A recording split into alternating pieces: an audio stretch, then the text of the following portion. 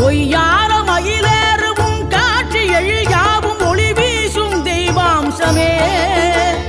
பொய்யான என் வாழ்க்கை புவி மீது நிலையாக அருள் செய்ய வர வேணுமே நீ அருள் செய்ய வர வேணுமே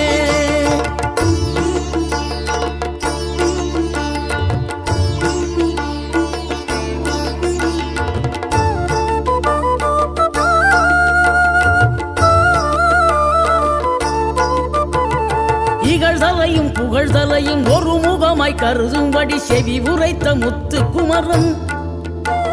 நீ வறுமையையும் வளமையையும் சமநிலையை உணரும்படி மதி கொடுத்த செல்வ குமரன்